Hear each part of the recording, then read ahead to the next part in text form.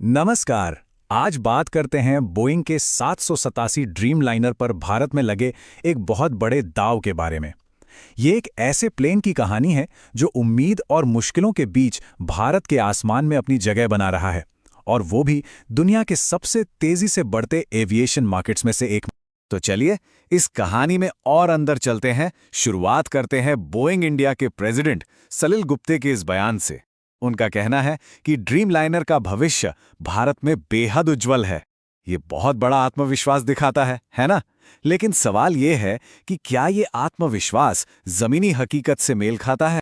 देखिए, बोइंग का प्लान एकदम साफ है। उन्हें उम्मीद है कि भारत से लंबी दूरी की यात्राओं में एक जबरदस्त उछाल आने वाला है। उनका पूरा दाव इसी बात पर है कि जैसे जैसे भारतीय दुनिया घूमेंगे, ड्रीम लाइनर जैसे मॉडर्न आरामदायक विमानों की मांग आसमान छू जाएगी।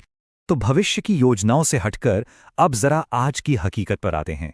ये प्लेन सिर्फ कोई सपना नहीं है, बल्कि आज भारतीय आसमान में इसकी एक बहुत मजबूत मौजूदगी है। और वो हकीकत एक नंबर में छिपी है, 33। जी हाँ, भारत की नेशनल एयरलाइन एयर इंडिया आज 33 ड्रीम लाइनर्स ऑपरेट कर रही है। ये नंबर अपने आप में बताता है कि एयरलाइन इस विमान पर कितना निर्भर है।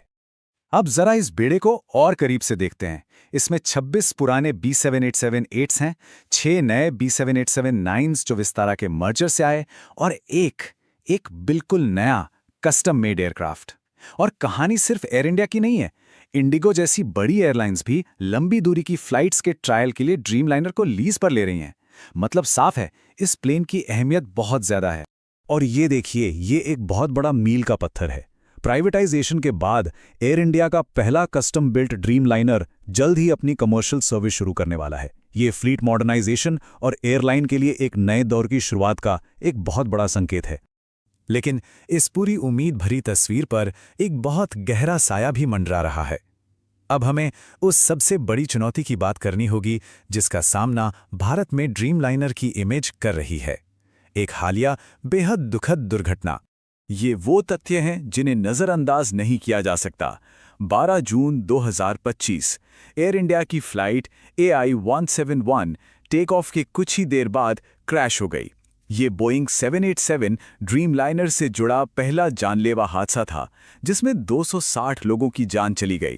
यहाँ एक बात साफ कर देना जरूरी है कि ऑफिशियल इन्वेस्टिगेशन अभी भी चल रही है। भारतीय विमान दुर्घटना जांच ब्यूरो इसकी तह तक जाने की कोशिश कर रहा है, और बोइंग ने, जैसा कि ऐसे मामलों में होता है, इस पर पब्लिक में कोई भी टिप्पणी करने से मना कर दिया है। तो आखिर जांच किस चीज पर हो रही है, मतलब शक किस पर है? पता चला है कि जांचकर्ता एक बेहद खास टेक्निकल चीज पर फोकस कर रहे हैं, फ्यूल कंट्रोल स्विच। शुरुआती जांच से यह सामने आया है कि दोनों इंजनों की पावर अचानक चली गई क्योंकि ये स्विच कट ऑफ पोजीशन में आ गए थे। अब सबसे बड़ा सवाल यही है कि ऐसा हुआ क्यों? तो अब आते हैं इस विश्लेषण के आखिरी हिस्से पर, जहां हम बोइंग के बड़े बड़े दावों को भारतीय बाजार की कड़ी चुनौतियों के सामने रखकर देखेंगे। तो देखिए, यहां मामला दो तरफा है। एक तरफ भारत का रॉकेट की रफ्तार से बढ़ता एविएशन मार्केट और पुराने विमानों को बदलने की जरूरत बोइंग के लिए एक सुनहरा मौका है।